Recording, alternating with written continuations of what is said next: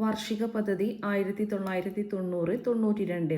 ഏഴാം പഞ്ചവത്സര പദ്ധതിക്കും എട്ടാം പഞ്ചവത്സര പദ്ധതിക്കും ഇടയിൽ വാർഷിക പദ്ധതി നടപ്പിലാക്കിയത് 1990 മുതൽ 92 വരെ.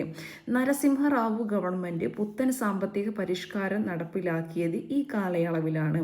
ഇന്ത്യയുടെ പുത്തൻ സാമ്പത്തിക നയത്തിൻ്റെ പ്രധാന ലക്ഷ്യങ്ങൾ എന്ന് പറയുന്നത് ഉദാരവൽക്കരണം, സ്വകാര്യവൽക്കരണം, ആഗോളവൽക്കരണം.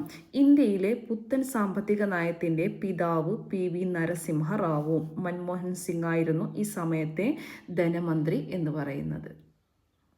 എട്ടാം പഞ്ചവത്സര പദ്ധതി ആരംഭിച്ചത് 1992-ലാണ്. 1992-97 കാലഘട്ടത്തിൽ സമയത്താണ് എട്ടാം പഞ്ചവത്സര പദ്ധതി.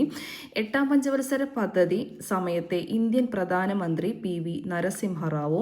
എട്ടാം പഞ്ചവത്സര പദ്ധതി സമയത്തെ ആസൂത്രണ കമ്മീഷൻ അധ്യക്ഷൻ പ്രണബ് മുഖർജി. എട്ടാം പഞ്ചവത്സര പദ്ധതി അറിയപ്പെടുന്നത് റാവു മൻമോഹൻ മോഡൽ. എട്ടാം പഞ്ചവത്സര പദ്ധതിയുടെ അടിസ്ഥാന ലക്ഷ്യം മാനുഷിക വികസനമാണ് എട്ടാം പഞ്ചവത്സര പദ്ധതിയുടെ അടിസ്ഥാന ലക്ഷ്യം.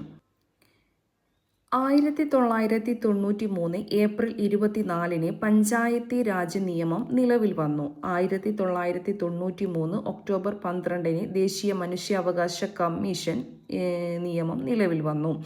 1993 മുതൽ 18 വയസ്സിനും 35 വയസ്സിനും ഇടയിൽ പ്രായമുള്ളവർക്ക് വേണ്ടി ആരംഭിച്ച തൊഴിൽ പദ്ധതിയാണ് PMRY അഥവാ പ്രൈം മിനിസ്റ്റർ റോസ്ഗാർ യോജന. സ്ത്രീകളുടെ സ്വയം പര്യാപ്തത ലക്ഷ്യമിട്ട് മഹിളാ സമൃദ്ധി യോജന ആരംഭിച്ചു. നഗരപ്രദേശങ്ങളിലെ ചേരി പ്രദേശത്ത് താമസിക്കുന്ന സ്ത്രീകളുടെ ഉയർച്ച ലക്ഷ്യമിട്ട് ഇന്ദിര മഹിളാ യോജന ആരംഭിച്ചു. 1995 ഇന്ത്യയിൽ ഉച്ചഭക്ഷണ പദ്ധതി ആരംഭിച്ചു. ഇന്ത്യ ലോക വ്യാപാര സംഘടനയിൽ അംഗമായി.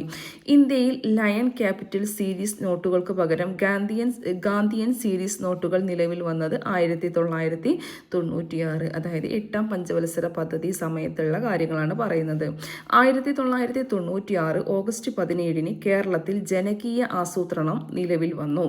1996 ഓഗസ്റ്റ് 17 കേരളത്തിൽ ജനകീയ ആസൂത്രണം നിലവിൽ വന്നു. എട്ടാം പഞ്ചവത്സര പദ്ധതി ലക്ഷ്യമിട്ട വളർച്ചാ നിരക്ക് 5.6%, കൈവരിച്ചത് 6.8%.